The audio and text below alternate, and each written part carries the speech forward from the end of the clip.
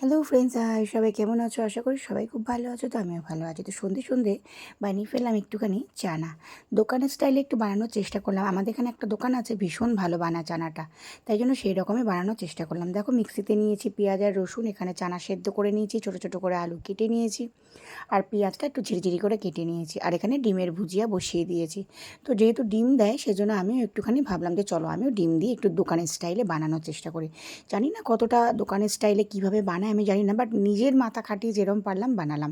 দেখো, ছোটো ছোটো করে আলুগুলো কাটা ভেজে নিয়েছি, ওগুলোকে ডিমের ভুজিয়া করে নিয়েছি, টমেটো পেস্ট করে নিয়েছি, এখানে রসুন আর পেঁয়াজটাও পেস্ট করে নিয়েছি, আর এখানে তো চানা সেদ্ধ করাই রয়েছে। তো চলো এবার বানানো স্টার্ট করা যাক। এবার কেমন করে বানাচ্ছি না বানাচ্ছি সবটাই তোমাদের সঙ্গে শেয়ার করছি। তো আমি খুব বড় রাঁধুনি নই, বড় বড় যে মানে কি বলবো, যতটুকু যেরকমভাবে পারি সেরকমই করি। তো দেখো, গোটা গরম মশলা আমি তেলের ওপর, তেল গরম হয়ে গেছে, আর গোটা গরম মশলা আমি তেলের ওপরে আমি দিয়ে দিলাম, দেখতেই পাচ্ছ। তো এবার দিয়ে দিলাম একটুখানি চিনি। চিনিটা তেলের ওপরে দিলে কি কালারটা খুব ভালো আসে, তাই জন্য একটুখানি চিনি দিয়ে দিলাম। তো চলো এইবার দেখা যাক কী করছি না করছি। তো এবার দিয়ে দিতে হবে কিন্তু এই পেঁয়াজ আর রসুন পেস্টটা। মানে এত ঝাঁঝ উঠছিল, মানে কি বলবো, ক্যামেরা ঘোলা ঘোলা হয়ে যাচ্ছিলো। যাই হোক, তো পেঁয়াজ আর এই রসুন পেস্ট করাটা, আমি না আদাটা খুব বেশি ইউজ করি না যে কোনো তরকারিতে। আদাটা আমার খুব বেশি, আমার এটা ভালো লাগে না। তবে দিই না বলবো না, বাট খুব কম তরকারিতে আমি আদাটা ইউজ করি। তো দেখো, পেঁয়াজ আর রসুনটা কিন্তু আমি এখানটায় কিন্তু তেলের উপরে দিয়ে দিচ্ছি। এটা মোটামুটি একটা ব্রাউনিশ কালার আসবে, তারপরে এর উপরে আরও বাদবাকি কিছুগুলো দিতে হবে। আর এবার টমেটো পেস্টটা আমি দিয়ে দিচ্ছি। আর সত্যি কথা, তেলের উপরে গোটা গরম মশলাটা ফোড়নে দিলে এত সুন্দর তরকারি স্মেল হয়, এটা আমি আমার দিদির থেকে শিখেছি। ভীষণ ভালো একটা স্মেল হয়, বেশ একটা কেমন তো বিয়ে বাড়িতে যেরকম একটা রান্না হয় না, সেরকমভাবে একটা স্মেল আসে। তো যাই হোক, মোটামুটি আমার কিন্তু মশলাটা, পেঁয়াজ রসুন আর টমেটোটা মোটামুটি একদম কষা হয়ে গেছে, দেখতেই পাচ্ছ তেলটা ছেড়ে দিয়েছে। এবার কিন্তু আমি দিয়ে দিচ্ছি ওর মধ্যে নুন, এবার দিয়ে দিচ্ছি হলুদ, দেন লঙ্কার গুঁড়ো, সব কিছু দিয়ে আমি এবার বানাবো। হচ্ছে তোমাদেরকে কিন্তু আগেই আমি বলেছি, আমি কিন্তু খুব বড় রাঁধুনি নই। রেসিপিটা কেমন হচ্ছে না হচ্ছে অবশ্যই তোমরা দেখে কমেন্ট করো। ভালো লাগলে অবশ্যই একটা কমেন্ট রেখে যেও। তো যাই হোক, চলো এবার দেখো সব রকম মশলা দেওয়া হয়ে গেছে, এবার কিন্তু কষতে হবে। আর তরকারি, যে কোনোই কিছু বানাও না কেন, ওটা যদি যত তুমি ফ্রাই করবে মশলা, তত কিন্তু টেস্টটা বাড়তে থাকে।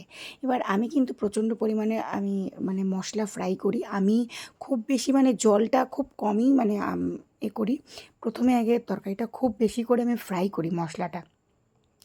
কেমন হয় সেটা বলতে পারবো না, বাট আমি এরকমভাবেই করি, আমার মাও এরকমভাবে করে, মানে যে কোনো মশলা ভীষণভাবে ফ্রাই করে। তো দেখো, মশলা অলরেডি ফ্রাই হয়ে গেছে দেখতেই পেলে। এবার দিয়ে দিলাম ভাজা সেই করা আলুগুলো আর চানাটা। এবার চলো নাড়তে হবে, নাড়তে থাকতে হবে, নাড়তে নাড়তে নাড়তে নাড়তে মোটামুটি এখানেও মোটামুটি অনেকটা বেশ সব মিক্সড হয়ে যাবে। আর মোটামুটি একটুখানি বেশ গ্রেভিটা সব হয়ে যাবে। তো চলো একটুখানি কষে নিই। এটাও কষতে কষতে একটু জল, যেহেতু চানাটা দিয়েছি আর আলুটা দিয়েছি, একটু হালকা হালকা জল জল বেরোচ্ছিলো।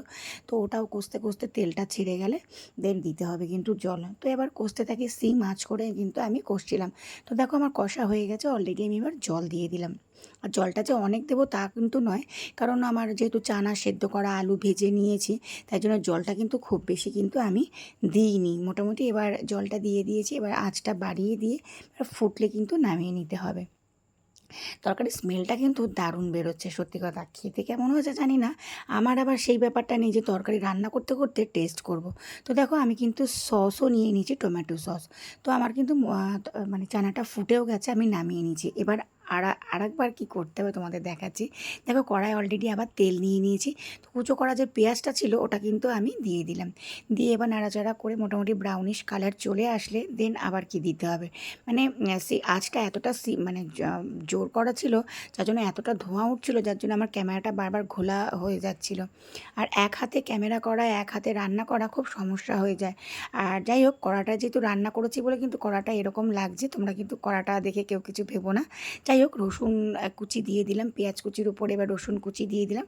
রসুনটা একটু তরকারি মানে দিলে দেখবে, রসুনটা তেলের ওপরে দিলে এত সুন্দর একটা স্মেল আসে, খুব ভালো লাগে। রসুনের এই ভাজা স্মেলটা আমার ভীষণ মানে ভালো লাগে আর কি। তো আমি ওই জন্য তরকারিতে, যে কোনো তরকারিতে রসুনটা একটু বেশি ইউজ করি। তো দেখো, মোটামুটি কিন্তু ব্রাউনিশ ব্রাউনিশ একটা কালার চলে এসেছে। এবার দিয়ে দিয়েছিলাম কিন্তু সস। সস দেওয়ার পরে কিন্তু আমি তোমার ডিমের ভুজিয়াটা দিয়ে দিয়েছিলাম। একা হাতে ক্যামেরা করছি তো তাই ভুলে গেছি, যখন সসটা দিয়েছি তখন আমার না মানে ক্যামেরাটা করতে আমি ভুলে গেছি। যাই হোক, তো চলো সব দেখো কষা হয়ে গেছে। আমি কিন্তু পেঁয়াজের উপর রসুন দিয়ে ওটা কষে দেন সস দিয়ে দিয়েছিলাম আর ডিমের ভুজিয়াটা দিয়ে কষিয়ে নিয়ে আমি কিন্তু সেই চানাটা যে বানানো হয়ে গেছিলো সেই চানাটা কিন্তু আমি ঢেলে দিলাম। তো দেখো এবার কিন্তু মোটামুটি এইবার এটা ফুটলে এবার নামিয়ে নিতে হবে। দোকানের স্টাইলে চেষ্টা করলাম, জানি না দোকানে কীভাবে ওরা বানায়, বাট এত টেস্ট হয়, আমাদের যে দোকানটা রয়েছে ভীষণ টেস্ট হয়। তাই আমি যখনই প্রায় চানাটা বানাই আমি দোকানের স্টাইলে বানানোর চেষ্টা করি। তো যাই হোক, মোটামুটি পাশে আমাদের দিদিকে দিলে দিদিরাও বলে খুব ভালোই হয়। তো যাই হোক চলো, আর আমার তো ভালো লাগেই, কারণ নিজের রান্না বলে কথা, তাই না? চলো আজকের জন্য এই পর্যন্ত। ভিডিওটা কেমন লাগলো অবশ্যই কমেন্টে জানাবে। রেসিপিটা যদি ভালো লাগে অবশ্যই তোমরাও একবার ট্রাই করে দেখতে পারো, আশা করি তোমাদেরও ভালো লাগবে। আর যদি আমার ভিডিওটা তোমাদের ভালো লাগে অবশ্যই একটা কমেন্ট করে যেও কেমন লাগলো রেসিপিটা। তো একটু নতুন স্টাইলে চেষ্টা করলাম, মানে দোকানের স্টাইলে। যাই হোক, তো চলো সবাইকে টাটা, সবাই ভালো থেকো, দেখা হবে আবার অন্য কোনো ভিডিওতে। আমি কিন্তু খুব ভালো রান্না করতে পারি তা কিন্তু নয়, মোটামুটি এর তার দেখে চেষ্টা করি। তো যাই হোক, যতটুকু হয় মোটামুটি খাওয়ার মতনই। তো চলো, অনেকেই অনেক ভালো রান্না পারে, যেমন আমার দিদি কিন্তু ভীষণ ভালো রান্না পারে। তো ওর থেকে জিজ্ঞাসা করে করে কিছু কিছু জিনিস আমি বানাই। তো চলো এই পর্যন্ত ভিডিওটা, ভালো লাগলে অবশ্যই একটা লাইক করো, কমেন্ট করো। তো চলো আবার দেখা হবে আবার অন্য কোনো ভিডিওতে। চলো সবাইকে টাটা। আমার কিন্তু ফাইনালি দেখো চানাটা একদম কমপ্লিট হয়ে গেছে, দেখতে পাচ্ছ কেমন হয়েছে কমেন্টে কিন্তু অবশ্যই জানাবে। সবাইকে টাটা।